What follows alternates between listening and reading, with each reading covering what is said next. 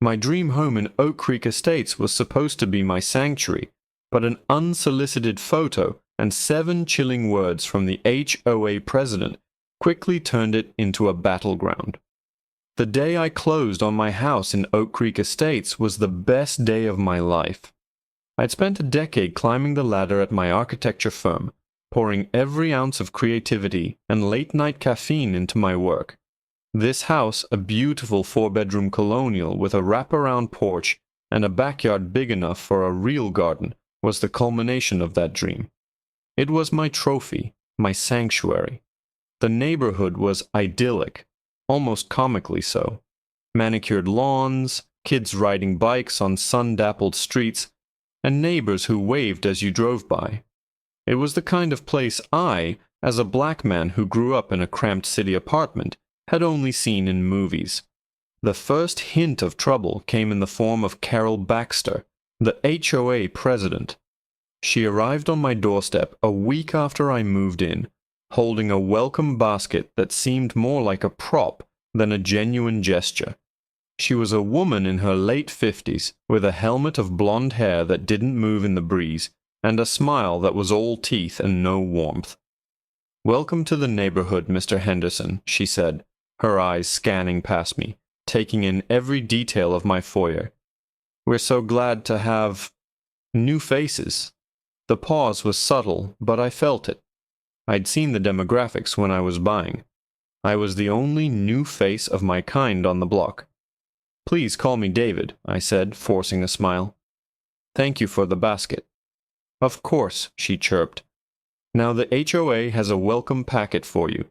It details all the community covenants: lawn height, acceptable mailbox colors, trash can placement. We find that strict adherence keeps property values high for everyone." Her gaze lingered on the modern art I just hung in my hallway. "It's all about maintaining a certain aesthetic." I just nodded and thanked her, wanting her off my porch. I chalked it up to a stuffy, overzealous HOA president. I was wrong. It wasn't about aesthetics. It was about control. The notices started a week later. The first was a violation for my mailbox. Apparently, it was ecru when the approved color was eggshell. I spent a Saturday repainting a perfectly fine mailbox to avoid a fine. 2 weeks after that, another notice. My grass was cut to a height of 2.75 inches. The bylaws clearly stated a height between 3 and 3.5 inches. I was fined $50. Then came the complaint about the small, tasteful wind chimes my sister had given me as a housewarming gift. They were creating auditory pollution. I started walking the neighborhood, taking notes. The Millers on the corner had the exact same mailbox I'd been forced to repaint. The Petersons' lawn was practically a putting green, and nearly every other house had some kind of decorative flag or gaudy lawn ornament. I was the only one being targeted. The final straw, the thing that made me realize this was a coordinated campaign, was my housewarming party. I decided to ignore the constant harassment and celebrate my new home. I invited my family, friends from work, and my old college roommates. It was a beautiful Saturday afternoon. We had music playing, nothing crazy, just some classic R&B. The grill was smoking, and the sound of laughter filled my backyard. For a few hours I forgot about Carol and her ridiculous notices. I felt at home. The next morning I woke up to an email. It was a formal complaint from the HOA, CCing the entire board. It cited excessive noise, an unapproved number of guests, and multiple vehicles parked in a disorderly fashion. It was nonsense. My music was at a reasonable volume, and everyone had left by 10 p.m. But it was the final sentence of the email that made my stomach drop. Further violations will result in significant penalties, as we are committed to preserving the peaceful and traditional character of this community. Traditional character. The words echoed in my head. I felt a surge of anger, a cold, hard defiance. They weren't going to intimidate me out of my own home. I deleted the email and went to get my mail. steeling myself for whatever ridiculous paper violation was waiting for me. I opened the mailbox and pulled out a single, crisp, white envelope. It had the HOA letterhead on it. But when I opened it, it wasn't another fine. My blood ran cold. It was a photograph, printed on glossy paper. It was a picture of me, standing by my grill at the party yesterday, laughing with my cousin. It had been taken from a distance, probably from a neighbor's window. A thick red circle was drawn around my face. Tucked behind the photo was a small, folded note. My hands trembled as I unfolded it. There were only 7 words, typed in a cold, impersonal font. "This is your final warning. Sell now." My hands shook, the cheap printer paper feeling flimsy and obscene. This wasn't a fine for lawn height. This was a threat, a direct, anonymous, and terrifying threat. My sanctuary, the home I'd poured my soul into acquiring, suddenly felt like a glass cage. Every window felt like an eye watching me. I backed away from the mailbox, stumbling up my own front walk, my heart hammering against my ribs. I locked the front door, the deadbolt sounding like a gunshot in the silent house. My first call was to the police. I explained the situation calmly, trying to keep the tremor out of my voice. I told them about the escalating series of bogus fines, the targeted harassment, and now the photograph and the note. An officer, a man named Miller, who sounded profoundly bored, came by about an hour later. He looked at the photo, turned the note over in his gloved hand, and sighed. "Look, Mr. Henderson," he said, his tone dripping with condescension. "You've got a neighborhood dispute, an aggressive HOA. It happens. People get heated." "Heated?" I repeated, my voice rising. "Someone was spying on me, taking pictures, and told me to sell my house. That's not a dispute. That's a threat." "Well, there's no specific threat of violence here," he said, tucking his notepad away. "Sell now is pushy, but it's not illegal. My advice: try to work it out at the next HOA meeting. I'll file a report for your records, but honestly, there's not much we can do."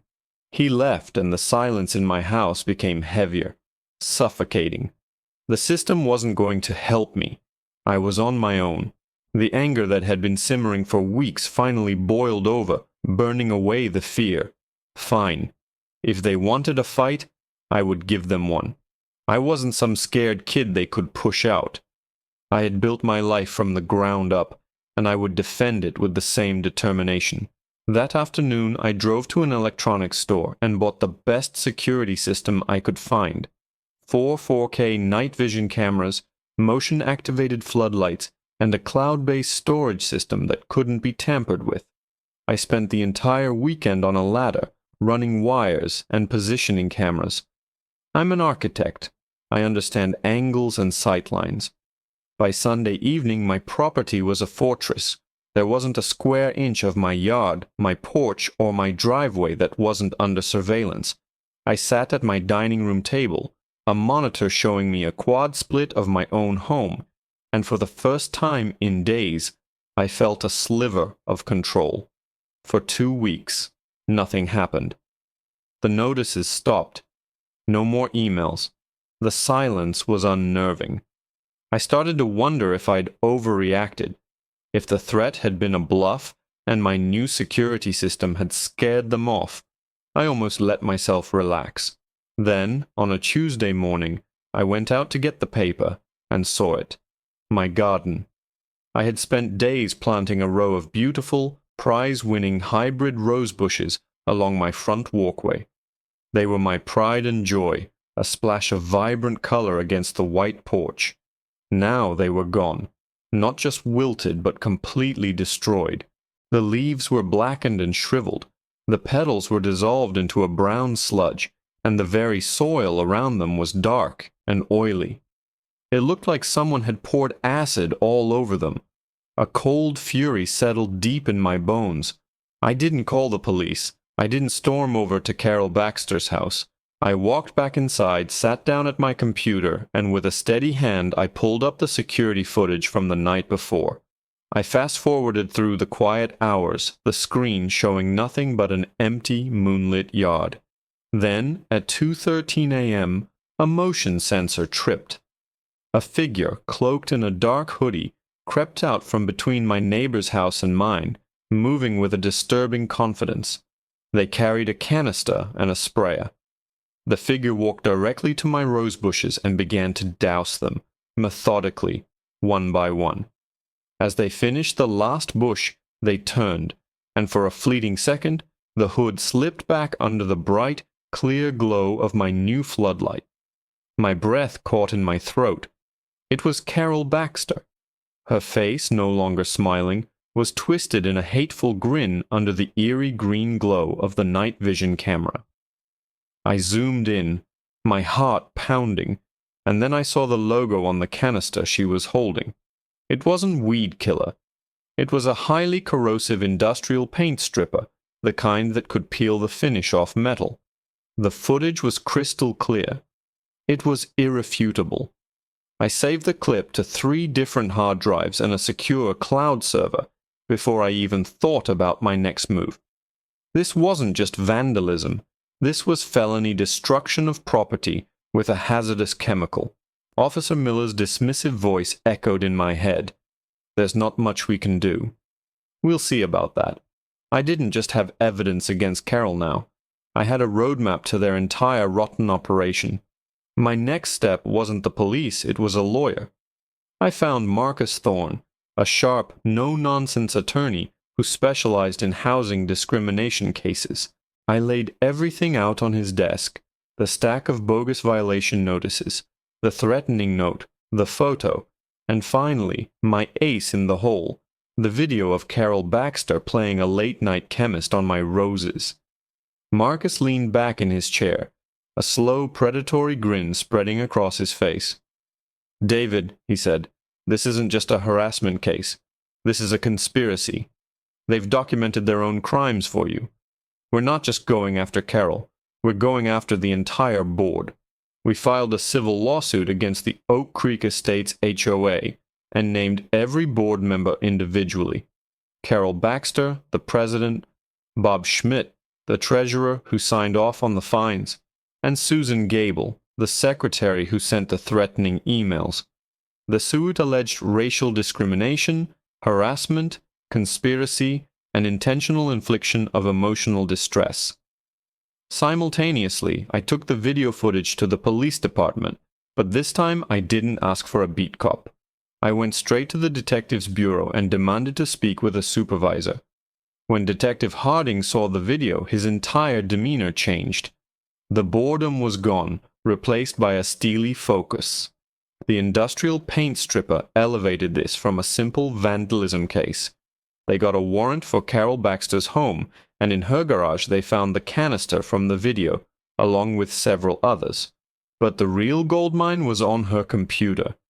Emails between her, Schmidt, and Gable detailed their entire plan. They had a running bet on how long it would take to encourage me to sell.